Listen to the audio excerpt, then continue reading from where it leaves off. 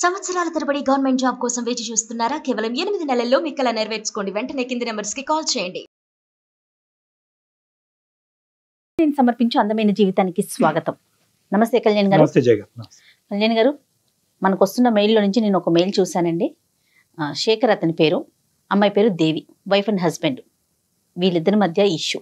ప్రస్తుత కాలంలో ఇలాంటి ఇష్యూస్ ఉంటున్నాయేమో, బహుశా ఉంటున్నాయని అనుకోవాలేమో. ఒకసారి మాట్లాడండి, మీరు మాట్లాడాల్సిందే ఇది.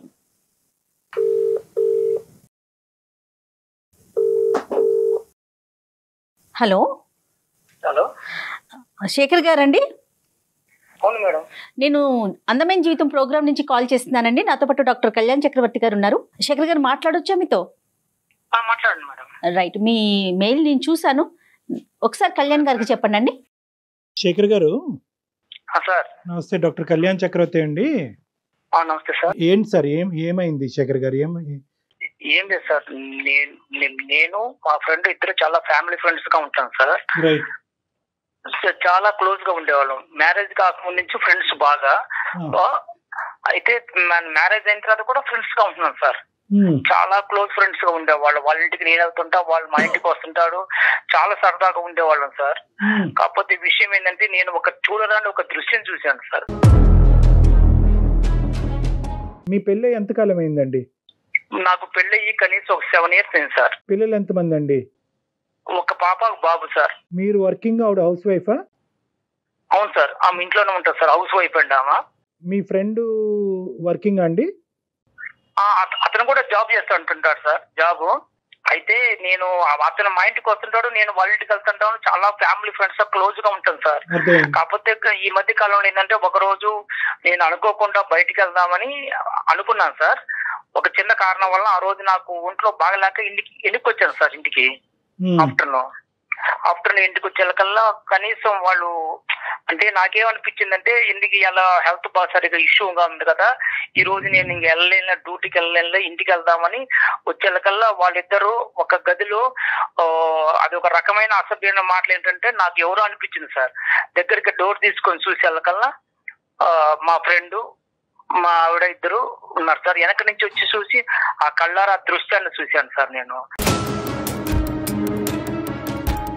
గుండె పగిలినట్టు అనిపించింది సార్ నాకు ఆ రోజు. ఎంతో ఆ రోజు నుంచి ఈ రోజు వరకు కూడా నేను చాలా బాధతో ఉన్నాను సార్. నిజంగా నైట్ నిద్ర పట్టక చాలా ఘోరంగా, అసలు ఆ పెయిన్ తలుచుకుంటేనే అది ఒక రకమైన బాధ వస్తుంది సార్. అది అసలు ఈ సబ్జెక్ట్ మీద ప్రశ్నలు అడగటం కూడా ఇదిగా అనిపిస్తుంది శేఖర్ గారు, సారీ. కానీ ఒక పరిష్కారం గురించి మమ్మల్ని అడిగారు కాబట్టి చెప్పటం అనేది మా బాధ్యత, కాబట్టి అడగవలసిన అవసరం ఉంది. ఈ 7 yearsలో మీరు చెప్పినటువంటి సంఘటనలు కాకపోయినా కూడా అటువంటి పరిస్థితులకి తగ్గట్టుగా మీ భార్య గారు ఎప్పుడన్నా వ్యవహరించారా? అటువంటి అనుమానం మీకు ఎప్పుడన్నా కలిగిందా? అసలు ఇంతవరకు ఇప్పుడు కూడా రాలేదు సార్ ఆ అనుమానం. ఇంతవరకు అసలు ఇప్పుడు కూడా మాకు అసలు తగలలేదు సార్. కాకపోతే నేను ఏంటంటే, ఆ రోజు ఎందుకు నేను అంటే నా హెల్త్ ప్రాబ్లం వల్ల బయటికి వెళ్దామని అనుకోని కూడా డ్యూటీకి వెళ్దామని ఆ రోజు హెల్త్ పరంగా వెళ్ళాక వెళ్ళికొచ్చాను సార్. ఆ రోజు ఈ దృశ్యం బయటపడింది సార్. ఇది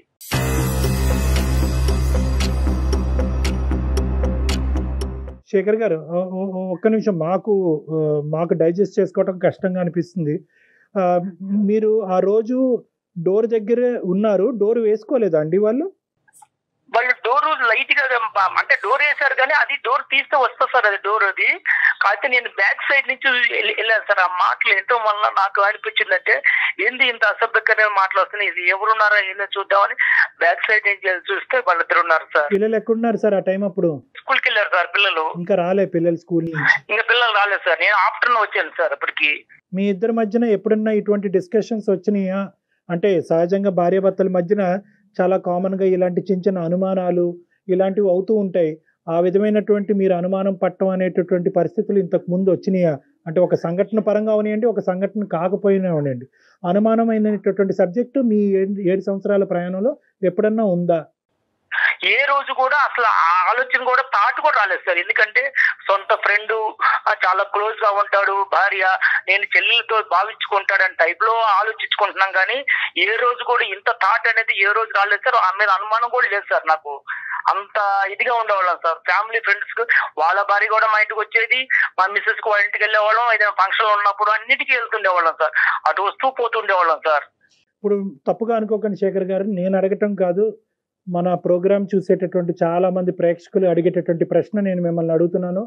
మీ మాట నమ్మవలసిన అవసరం ఏముంది సార్? నీ కళ్ళారా చూశాను సార్. అది నీ కళ్ళారా చూడబట్టి ఇంత డిసిషన్ తీసుకుని ఎవరికి చెప్పుకోవాలో తెలియక, ఏం చేయాలో తెలియక 10 రోజుల నుంచి మన ఏదో పడుతున్నాను సార్.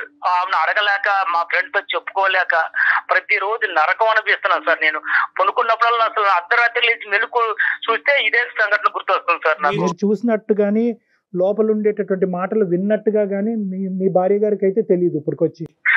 ఇంతవరకు తెలియదు సార్. వాళ్ళకి అసలు చెప్పడం కూడా చెప్పలేదు. నేను తిరుగుతూ అడగలేదు సార్. నేను ఎవరికి చెప్పుకోలేక ప్రతిరోజు మనోయాది అనిపిస్తున్నా సార్ నేనైతే.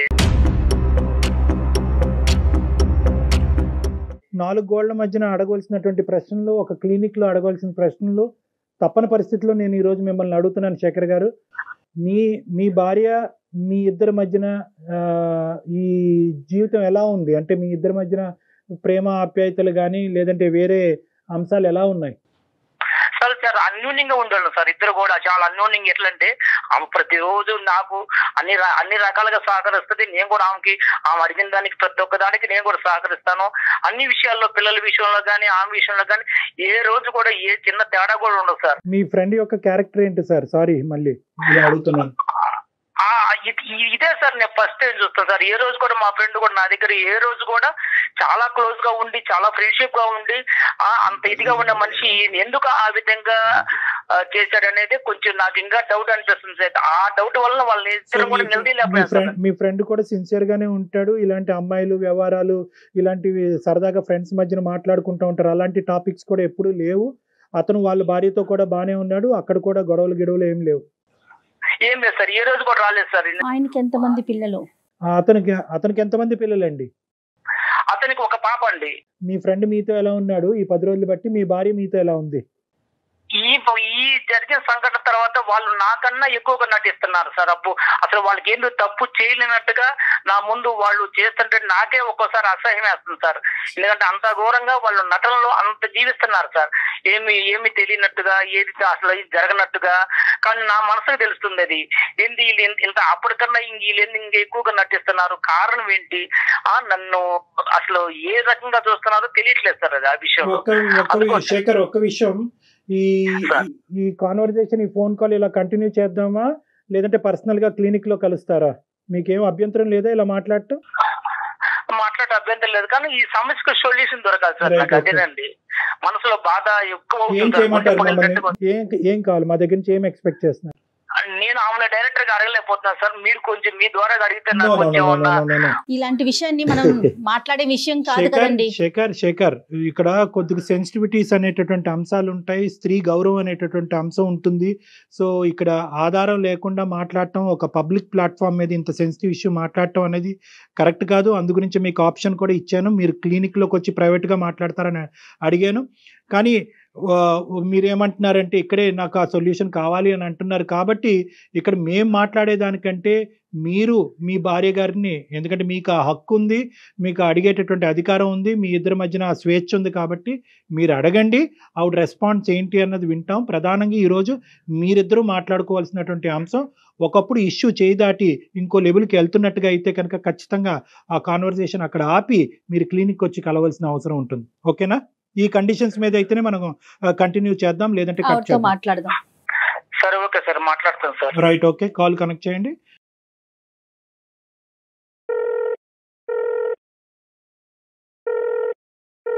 హలో హలో దేవి, చెప్పు. ఏం చేస్తున్నావు? ఏం లేదు, మామూలుగా కూర్చున్నాను. పిల్లలు స్కూల్కి వెళ్ళారా? వెళ్ళారు. ఏం చేసింది ఈరోజు వంట? ఏముంది, వంకాయ కర్రీ వండాను, సగం పెట్టాను. ఇప్పుడు నీతో నేను ఒకటి మాట్లాడాలనుకుంటున్నాను. మరి నువ్వు ఫ్రీగానే ఉన్నావా ఇప్పుడు, లేదా వంట కార్యక్రమంలో ఉన్నావా? లేదు, వంట అయిపోయింది. చెప్పు.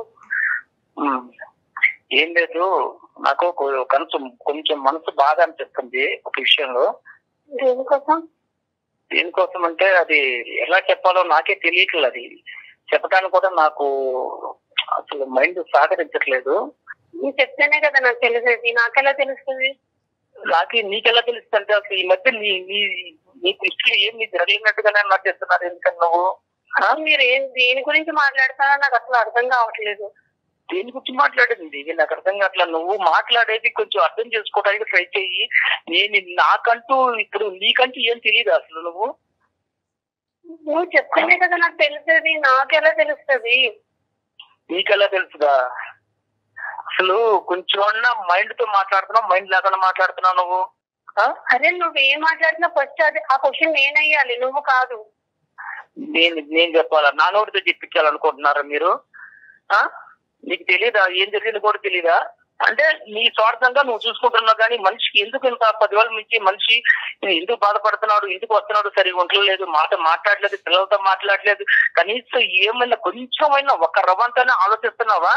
మీరు వెళ్ళొచ్చిన దానికి మీరే సరిగ్గా ఉండట్లేదు, సరిగ్గా తినట్లేదు, సరిగ్గా ఉండట్లేదు. ఏమైందని జరిగినా మీరు ఏమి మాట్లాడలేదు. ఇప్పుడు మీరు ఏదేదో మాట్లాడేస్తే నాకు ఎలా తెలుస్తుంది? మీ ఈ మధ్య కాలంలో నీకేం తెలియట్లేదు అసలు. నువ్వేం చేసావో నీకు తెలియట్లేదా దేవి? నీకేం తక్కువ చేశాను నేను? కనీసం ఏ విషయంలో తక్కువ చేశాను చెప్పు. బట్టల విషయంలో తక్కువ చేశానా, తిండి విషయంలో తక్కువ చేశానా, లేకపోతే మనం ఏదైనా సరదాగా టూర్ వెళ్ళాలన్నప్పుడు ఏ రోజైనా నువ్వు అడిగితే తీసుకెళ్లకుండా, లేకపోతే ఎక్కడ సినిమాల విషయంలో తక్కువ చేశాను, ఏ విషయంలో తక్కువ చేశాను నన్ను ఇదిగా చేసావు నువ్వు అసలు? మీకు మీరు అలా మాట్లాడుకుంటూ వెళ్ళిపోతున్నారు. నేను ఏం తక్కువ చేశాను? ఏ రోజైనా మిమ్మల్ని క్వశ్చన్ మార్క్ వేసానా? ఏ రోజు కూడా మీరు చూడలేదని నేను అన్నానా?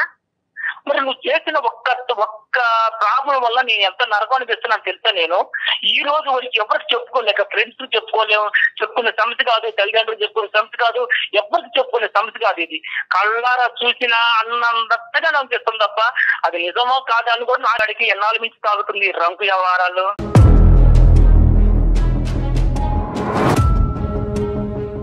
ఏం మాట్లాడుతున్నావు అసలు? ఏం మాట్లాడుతున్నావా? మైండ్ ఉంటే మాట్లాడుతున్నావా? అంటే నీకు తెలియదా సీనిగాడికి నీకు ఎన్నాళ్ళ నుంచి సాగుతుందో తెలీదా? అర్థం అవుతుందా? ఏదేదో మనసులో ఏదో పెట్టుకొని ఏదో మాట్లాడుతున్నారు. అందమైన జీవితంలో కళ్యాణ్ చక్రవర్తి గారు సైకాలజిస్ట్ గారు ఉన్నారు. కావాలంటే నువ్వు ఎంతకాలం నుంచి తాగుతుందో ఈ రంకు ఆయనే తేలుస్తారు. అది ఆల్రెడీ మాట్లాడుతున్నావు. శేఖర్, మీరు కాదు నాన్న, ఇప్పుడు ఓకే నువ్వు మాకు ఫోన్ చేసావు, ఓకేనా, నీకు ఒక ఇబ్బంది ఉందని ఫోన్ చేసావు, డాక్టర్ గారు ఉన్నారు, డాక్టర్ గారు వింటున్నారు, డాక్టర్ గారు తేలుస్తారు అని చెప్పి ఆ అమ్మాయి థ్రెట్ చేయవలసినటువంటి అవసరం లేదు. ఆ అమ్మాయితో మాట్లాడేటప్పుడు మమ్మల్ని పావుగా వాడుకోవద్దు, ఇది చాలా సున్నితమైనటువంటి అంశము, చాలా జాగ్రత్తగా డీల్ చేయవలసినటువంటి అంశము. ఇక్కడ డాక్టర్ గారు ఉన్నారు, అతను వింటున్నాను కాబట్టి నీ యొక్క కథ అంతా నేను బజారు కీడుస్తాను అనేటటువంటిది కాదు. ఇది భార్యాభర్తలకు సంబంధించినటువంటి ఒక సున్నితమైనటువంటి అంశం. మీరు సున్నితంగా ఆ అమ్మాయిని అడగండి. మీరు ఇంతకాలం ఎలాగైతే ప్రేమతో ఆ అమ్మాయిని చూసుకున్నారో అదే ప్రేమతో ఈ అంశాన్ని అడగండి. తన నుంచి నిజాన్ని రాబట్టుకునేటటువంటి ప్రయత్నం చేయండి. అమ్మ ఎవరు దేవి అమ్మ, సారీ అమ్మ, ఇది ఏంటంటే అతను కాల్ కనెక్ట్ చేసినప్పుడే మేము ఉన్నాము అనేటటువంటి అంశం ఒక భర్తగా నీకు చెప్పవలసినటువంటి అవసరం ఉంది, కానీ అతను అది చెప్పలేదు. బహుశా అతను కూడా చాలా సందిగ్ధ పరిస్థితిలో చాలా భావోద్రేకంతో ఉన్నాడు కాబట్టి అది చెప్పలేదు. కానీ ఈరోజు మా పాత్ర అనేటటువంటిది కేవలం అతను ఈ అంశం చెప్పి మాకు ఫోన్ చేశాడమ్మా, డాక్టర్ గారు నేను ఇలాంటి చూడకూడనటువంటి ఒక భయానకమైనటువంటి ఇష్యూ నేను చూశాను నా భార్యకి వేరే వ్యక్తికి మధ్యన. అయితే అది నేను డైరెక్ట్గా ఈ 7 సంవత్సరాలు బట్టి మా ఇద్దరి మధ్యన అటువంటిది ఏది లేకపోవటం వల్ల డైరెక్ట్గా నేను అడగలేకపోతున్నాను, మీరు అడుగుతారా అండి అని అడిగాడు. చాలేవయ్యా, మేము అడగటం కాదు, మేము ఫోన్లోనే అసలు ఇలాంటివి డిస్కస్ చెయ్యం, కావాలంటే హాస్పిటల్కి వస్తావా, 4 గోళ్ల మధ్యన మాట్లాడదాం అంటే లేదు సార్, అది ఇక్కడే తేలాలి. సో ఈ అంశం గురించి ఒక నిమిషం నాన్న, నీ పర్మిషన్ తీసుకోవాలి, నీ కన్సెంట్ తీసుకుని మేము కంటిన్యూ చేయాలి. ఈ ఇష్యూ అతని మనసులో ఒక భావోద్రేకం ఉంది, ఒక వేదన ఉంది, ఇది ఈ రోజు ఇక్కడే తేల్చుకోవాలని అనుకుంటున్నాడు. ఈ ప్లాట్ఫామ్ మీద, అందమైన జీవితం అనేటటువంటి ఈ ప్లాట్ఫామ్ మీద నేను డాక్టర్ కళ్యాణ్ చక్రవర్తి, మన సీనియర్ యాంకర్ జయ గారు, మేమిద్దరం ఈ కేసు డీల్ చేయటం అనేది నీకు ఇష్టమేనా, లేదా క్లినిక్ వచ్చి 4 గోళ్ల మధ్యన మాట్లాడాలని అనుకుంటున్నావా? ఫస్ట్ ఆయన ఏం చెప్తున్నారు అన్నది నాకు క్లారిటీ లేదు సార్. ఆయన నా మీద బురద చెల్లుకునే ప్రయత్నం చేస్తున్నాను సార్. అదే నాన్న, నీకు ఓకే అంటే కనుక ఫర్దర్గా వెళ్దాం. సో బేసికలీ ఏంటంటే ఒక 10 రోజుల క్రితం నీ భర్త గారు నిన్ను వేరే వ్యక్తితో చూశాడంట. సో అది అతను చాలా మనస్తాపం చెందాడు. ఏం చూశాడు, ఎలా చూశాడు, ఇవన్నీ వద్దమ్మా, ఇవన్నీ మనం మాట్లాడుకోవద్దు. కానీ అతను చూశాడంట. సో దాని గురించి మీ అభిప్రాయం? సరే, చూసేటప్పుడు అప్పుడే అడగాలి కదా సార్. ఆయన మనసులో ఏదో పెట్టుకొని నా మీద పొద్దు చెల్లే ప్రయత్నం చేస్తున్నాడు సార్. మనసులో ఏదో పెట్టుకున్నాడు. ఏం జరిగింది నీకు తెలియదు, నువ్వు ఏం చేస్తావు తెలియదా నీకు? ఏం జరిగింది? ఆ రోజు నేను పట్టుకుంటే నీ పొరుగు పోయి తెలుసా? ఆ రోజు నేను పట్టుకుంటే నీ పొరుగు పోయి తెలుసా?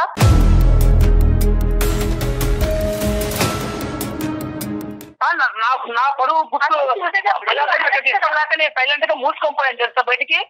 కళ్ళ చూసి కూడా మూసుకొని పోయాను ఆ రోజు.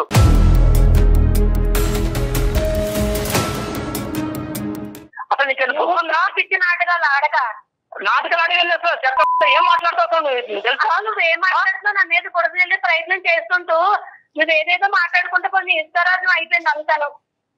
అక్కడ నైతం అయిపోయిందా? ఆ రోజు నిన్ను కానీ నేను నిద్రంగా రెడ్ హ్యాండ్ పట్టుకోండి కానీ నేను నిలదీస్తే నీ జీవితం ఏమైపోయింది తెలుసా? ఒక పక్క వాళ్ళ ఆవిడ దగ్గర వాడు పొరుగు పోయేది, ఒక పక్క నీకు మాత్రం అప్పుడు ఎంత ఘోరంగా ఉంటుంది తెలుసా జీవితం అంటే.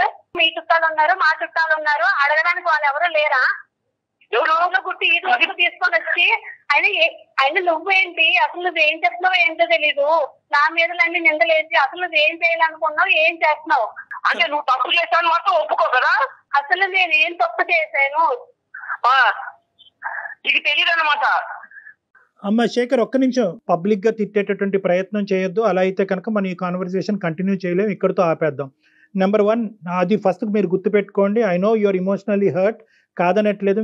ఈ తప్పు ఎలా జరిగింది అనేటటువంటి ప్రశ్న అనేటటువంటి రకరకాలు ఉన్నాయి. కానీ అసలు ఫస్ట్ ఆఫ్ ఆల్ ఆ అమ్మాయి మాట్లాడేటటువంటి అంశాలు మనం విందాం. అసలు తప్పు జరిగిందా లేదా, అసలు నువ్వు చూసింది ఏంటి, జరిగింది ఏంటి అనేటటువంటి అంశాలు ప్రధానంగా మనం మాట్లాడుకుంటే కనుక ఒక క్లారిటీ వస్తుంది. ఆ తర్వాత ఏం చేయాలన్నది ఆలోచిద్దాం. అమ్మ దేవి, మీ హస్బెండ్ ఆ రోజు ఊరి నుంచి ఆఫీస్ నుంచి ఎక్కడి నుంచో వచ్చాడు. వచ్చినప్పుడు ఏం జరిగిందమ్మా? నువ్వు ఒక్కదానివే ఉన్నావా, ఎవరన్నా ఉన్నారా ఇంట్లో, వేరే వాళ్ళు ఎవరన్నా? నేను ఒక్కదానే ఉన్నాను సార్. మీ భర్త గారు ఇంతకు ముందు ఎప్పుడన్నా నిన్ను అనుమానించారా ఈ విధంగా వేరే మగవాళ్ళతో? లేదు సార్, అసలు అనుమానించి. మరి ఇలాగ 7 సంవత్సరాల తర్వాత మీ భర్త గారు ఇలాంటి ప్రశ్న అడుగుతున్నారంటే కనుక అతను కలగంటున్నాడా, భ్రమపడుతున్నాడా, వాస్తవమా? ఈ 10 రోజులు పెట్టి ఆయన అసలు మతి సింహత ఉందో లేదో నాకు అర్థం అవ్వట్లేదు సార్. ఆయన అసలు సరిగ్గా మాట్లాడట్లేదు, వండించి తినట్లేదు, సరిగ్గా ఉండట్లేదు, పిల్లలతో కూడా సరిగ్గా మాట్లాడిందే లేదు. డాడీ అని పక్కకి వెళ్ళినా కానీ లేకపోయి వెళ్ళిపోతున్నాడు. తను వేడిస్తున్నాడు, తను మొదలు పడ్డాడు. అలా ఎందుకు జరుగుతుందని తెలుసుకునే ప్రయత్నం చేసినా కానీ నాకు అస్సలు రెస్పాన్స్ అయ్యట్లేదు. అలా కదా, ఈ 10 రోజులు బట్టి అతని మానసిక పరిస్థితి గురించి మాట్లాడలేదు తల్లి. కానీ ఆ రోజు జరిగినటువంటి సంఘటనలో ఇంట్లో నీతో పాటు ఎవరన్నా ఉన్నారా? మిగతా అంశాలు నేను అడగనమ్మా. లేరు సార్, ఎవరు లేరు. ఆయననే అంతగా చూసే సందర్భం ఉంటే ఆ రోజు ఏం చేశారు సార్? నోట్లో ఏమన్నా మట్టి గడ్డలు ఏమన్నా పెట్టుకున్నారా? అమ్మా అది కాదమ్మా. వాస్తవానికి ఇది నిజమా అబద్ధమా, జరిగిందా జరగలేదా అనేటటువంటి అంశం నిర్ణయించవలసినటువంటి వాళ్ళం మేం కాదు. జరిగింది అని మేము అనలేము, జరగలేదు అని మేము అనలేము. అది మీ భార్యాభర్తలకు సంబంధించినటువంటి ఒక ప్రైవేట్ ఇష్యూ. కానీ ఈరోజు ఏంటంటే మీరు ఆ సబ్జెక్ట్ మీదకి వెళ్ళకండి. ఆ ఒక్క సబ్జెక్ట్ మీద మేము అతన్ని అప్రిషియేట్ చేస్తున్నాం. ఒకప్పుడు ఇటువంటిది ఏదైనా జరుగుంటే ఎక్స్ అనేటటువంటి కేసు సినారియో తీసుకుందాం. మీ ఇద్దరు దాంట్లో జరిగిందో లేదో అనేటటువంటిది మనం మాట్లాడద్దు.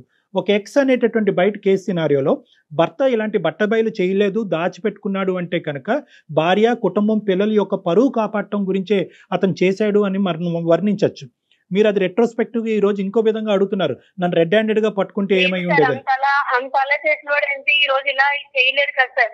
ఏ తప్పు చేయకంటేనే ఇంత నిందలేసి ఆయన మనసులో ఏదో పెట్టుకొని ఏదేదో మాట్లాడతారు. అసలు ఏం చేయాలనుకున్నాడు కూడా నాకు అర్థం కావట్లేదు. సో నీ ఉద్దేశంలో ఏంటంటే అతని మానసిక పరిస్థితి బాలేక ఏవో కనిపించుకున్నవి అతని కళ్ళకు కనిపించినవి అతను భ్రమపడుతున్నాడు అని ఊహించుకుంటున్నాడు. వాస్తవానికి అక్కడ ఏమీ జరగలేదు అనేది నీ వాదన దేవి? అంతే సార్, అదే కరెక్ట్ సార్. అదే మాట్లాడుతున్నారు ఆయన. ఒక నిమిషం దేవి, నీ వర్జన చూశాను సార్. అది నేను కల్లారా చూశాను. ఆ రోజు కల్లారా చూసిన తర్వాతనే నా మనసు చెడిపోయింది సార్. అది నేను కల్లారా చూశాను. అది కనీసం ఈమె కానీ వాడు కానీ ఏంది ఇలాగున్నావు అని కూడా ఒక్క క్వశ్చన్ కూడా నన్ను అడగలేదు సార్. వాళ్ళ ఆనందాలు, సంతోషాలు వేరు వేరుగా ఉన్నాయి. 10 రోజులు సరిగ్గా ఉండక, సరిగ్గా తినక, మానసిక భావం సరిగ్గా బాగోక అప్పటికి నేను అడుగుతున్నాను. మీకు ఏ తప్పు కనిపించినా నాకు అర్థం కావట్లేదు. నాకు మానస్థితి బాగానే ఉన్నది. నేను మానస్థితి బాగున్న బట్టి ప్రతిరోజు డ్యూటీకి వెళ్ళగలుగుతున్నా. అర్థమైందా? మానస్థితి బాగలేకపోతే డ్యూటీ ఆపేసి ఇంట్లో ఉండేవాడిని. అర్థమైందా? నువ్వు చేసిన దానికి సమర్థించుకోవడానికి చూడబాకు నువ్వు. అదే నువ్వు చెప్తుంటే నువ్వు వింటూ ఉంటే నువ్వు ఏది మాట్లాడినా అది కరెక్టే, అలా మేము ఒప్పుకోవాలి. అదే నువ్వు అలా మాట్లాడుతున్నావు. నేను మన పెళ్ళి ఇంతకాలమైనా ఏ రోజైనా నిన్ను నిలదీసి నేను అడిగానా? అంత ముందు ఎప్పుడైనా నీ ప్రశ్న శేఖర్, అడగలేదు కదా. నేను ఎప్పుడైనా నిన్ను నిలదీసానా, నేను ఎప్పుడైనా నీ మీద ఇలా అనుమానం పడ్డానా అనేటటువంటి మాట ఎంత కరెక్టో, దేవి కూడా అటువంటి విధంగా ప్రవర్తించకపోవటం అనేటటువంటిది 7 సంవత్సరాలు బట్టి మీ కళ్ళ ద్వారా మీరు కూడా చూశారు. సో అది కూడా పాయింటే. ఇక్కడ ఏంటంటే ఆవిడ ఇంతకు ముందు ఇలా ఉందండి, ఇప్పుడు ఇలా ఉందండి, తర్వాత ఇలా చేసింది అనేటటువంటి ఎగ్జాంపుల్స్ మీరు ఇవ్వలేకపోతున్నారు. మొదటి నుంచి నా భర్తకు అనుమానం అనేటటువంటి ఒక ఇది ఉందండి అని చెప్పి ఆవిడ చెప్పలేకపోతుంది. సో ఇదేంటంటే ఒక ఇన్సిడెంట్ చుట్టూరు జరిగినటువంటి ఒక ఇష్యూ కింద మనం పరిగణలోకి తీసుకోవాలి. సో మీరిద్దరూ మేడ్ ఫర్ ఈచ్ అదర్. మీరిద్దరూ ఇప్పుడు వరకు మీ ప్రయాణం చాలా సాఫీగా జరిగింది, ఎటువంటి ఇబ్బందులు లేకుండా జరిగింది. ఇప్పుడు ఉండేటటువంటి ఈ పరిస్థితిలో మీరేదో చూడరానటువంటిది మీరు చూశారని అంటున్నారు. ఆవిడేమో వచ్చి మీ మానసిక పరిస్థితి బాలేక మీకు అది కనిపించింది, కానీ నా క్యారెక్టర్ అసాసినేషన్ చేసే హక్కు నీకు లేదు అని అంటుంది. సో ఇది చాలా సెన్సిటివ్ ఇష్యూ. ఎప్పుడు ప్రవర్తించిన వింతగా ప్రవర్తిస్తున్నారు. అది ఎందుకు వలన జరుగుతుంది నాకైతే తెలియట్లేదు. ఏం తెలియట్లేదు. నేను కేవలము పిల్లల్ని దృష్టిలో పెట్టుకొని శేఖర్, మీరు ఎంత వేదనలో ఉన్నారు, ఎంత బాధలో ఉన్నారు అన్నది మాకు అర్థమవుతుంది. అదే విధంగా ఈ ప్లాట్ఫామ్ మీద నీ భార్య గారి యొక్క క్యారెక్టర్ గురించి మాట్లాడి ఒక కన్క్లూజన్కి వచ్చి ఒక కన్ఫర్మేషన్ ఇచ్చేటటువంటి వేదిక ఇది కాదు. ఎందుకంటే మీరు చూసింది, నేను చూసింది అబద్ధం అండి, నా భార్య పరువు నేను ఇలా పబ్లిక్గా వచ్చి తీసుకుంటానా అనేటటువంటి అంశాల గురించి ఈ వేదిక అది మాట్లాడదు. అట్ ద సేమ్ టైం ఆవిడ క్యారెక్టర్ని అసాసినేషన్ చేసేటటువంటి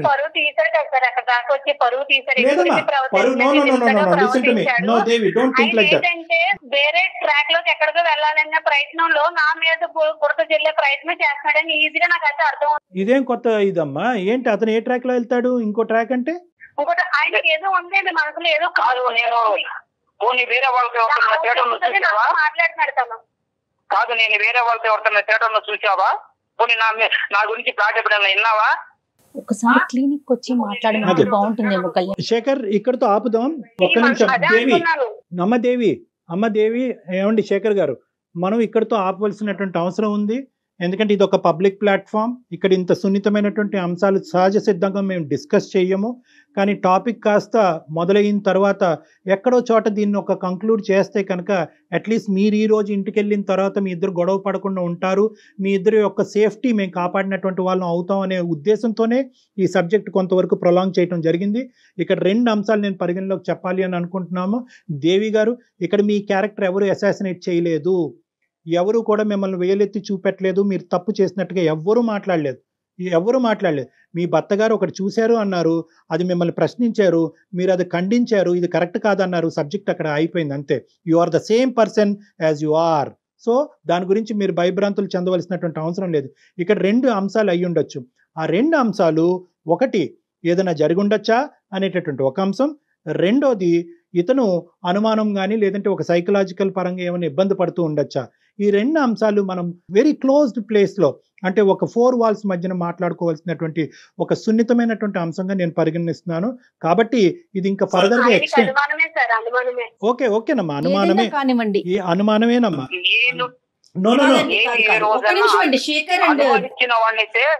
ఫ్రెండ్ ఎందుకు ఇంటికి రానిస్తాను, నాతో ఉన్న క్లోజ్ ఉన్న ఫ్రెండ్ ని కూడా ఇంటికి రానిచ్చారంటే అర్థం చేసుకోవాలి.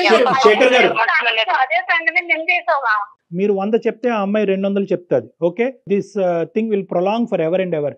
సో నా ఉద్దేశం ఏంటంటే ఆపండి, ఇక్కడి వరకు ఆపండి. మీరు వచ్చి నన్ను పర్సనల్గా కలవండి, మనం క్లినిక్లో కూర్చుందాం, మాట్లాడుకుందాం. ఈ సబ్జెక్ట్ని ఇక్కడితో ఆపండి. దయచేసి ఎవరు పెద్ద పెద్ద నిర్ణయాలు తీసుకోవద్దు. ఎవరి సేఫ్టీ, మీరు పిల్లల గురించి ఉన్నారు, దీని గురించి నిందించుకోవద్దు. మళ్ళీ నా దగ్గరకు వచ్చేంత వరకు ప్రశ్నించుకోవద్దు, నిందించుకోవద్దు, అలజడి చెందొద్దు, గొడవ పడద్దు. ఎందుకంటే పిల్లలు ఉన్నారు, చిన్న పిల్లలు ఉన్నారు, వాళ్ళు ఇబ్బంది పడతారు. ఇది ఏదన్నా ఉంటే కనుక, ఈ సబ్జెక్ట్ ఏదైనా డిస్కషన్ ఉంటే కనుక అది నా రూమ్ లో మనం మాట్లాడుకుందాం. డాక్టర్ గారిని కలిసే ప్రయత్నం అయితే చేయండి. 7 years పాటు మీరిద్దరు చాలా హ్యాపీగా ఉన్నారు. ఏదో ఒక ఇష్యూ వల్ల, అది నిజం అవ్వచ్చు, అబద్ధం అవ్వచ్చు, భ్రమ అవ్వచ్చు, కళ అవ్వచ్చు, ఏదన్నా అవ్వచ్చు, కానీ ఒక్క ఇష్యూ వల్ల దయచేసి జీవితాలను పాడు చేసుకోవద్దు. ఈ సమస్యకు కూడా, ఇలాంటి సమస్యకు కూడా పరిష్కారం ఉంటాయి. నమ్మకంతో ముందుకెళ్ళటం ఒకటే దారి, అదే నమ్మకంతో నా దగ్గరికి రావటం అనేటటువంటిది ఒకటే దారి. సో కాబట్టి మీకు మా నెంబర్ షేర్ చేస్తాం ఈ కాల్ అయిపోయిన తర్వాత. మీరు ఆ నెంబర్కి ఫోన్ చేసి నా అపాయింట్మెంట్ తీసుకుని ఒకసారి డైరెక్ట్గా వచ్చి కలిసి మీ యొక్క ఆలోచనలు మార్చుకునే ప్రయత్నం చేయండి. రైట్ శేఖర్ గారు. Okay sir. ఓకే అండి. రైట్ అండి దేవి. కీప్ సేఫ్ అమ్మా, కీప్ సేఫ్. సరైన సమాధానం చెప్పారు కళ్యాణ్ జీ. ఎందుకంటే మనం ఈ వేదిక మీద ఇలాంటి సున్నితమైన అంశాలు మనం మాట్లాడుకోలేము. అంత సున్నితమైన ఇష్యూ చెప్పగానే ఈ రోజు ఆఫీస్ నుంచి ఇంటికి వెళ్ళి ఎటువంటి అనర్థమైనా జరగచ్చు. ఈ రోజు ఈ ప్లాట్ఫామ్ మీద ఈ కేసు టేకప్ చేయడానికి ఒకే ఒక ఉద్దేశం ఏంటంటే అతను చాలా యాజిటేటెడ్ గా ఉన్నాడు. అవునవును. ఇన్ని రోజులు 10 రోజులు బట్టి మెయిల్ లో కూడా నాకు చనిపోవాలనుంది, అక్కడ దాకా వెళ్ళాను, నాకు పిల్లలు గుర్తొచ్చారు, చనిపోవటమా ఇంకొన్ని సందర్భాల్లో చంపేయటమా. సో ఈ రెండు రిస్క్స్ ఉన్నాయి కాబట్టి అట్లీస్ట్ అతనిలో ఉండేటటువంటి ఈ వేదన, ఈ వేడి తగ్గించి వేరే ప్లాట్ఫామ్ దగ్గరికి వస్తే కనుక ఒక సొల్యూషన్ దొరుకుతుందనే నమ్మకం ఇవ్వటమే. ఖచ్చితంగా వాళ్ళు మనకి కాంటాక్ట్ చేసి ఇమీడియట్ గా వాళ్ళతో మాట్లాడే ప్రయత్నం చేయండి కళ్యాణ్ జీ. షూర్ అమ్మా. రైట్ అండి. థ్యాంక్ యూ సో మచ్ అండి. Thank you.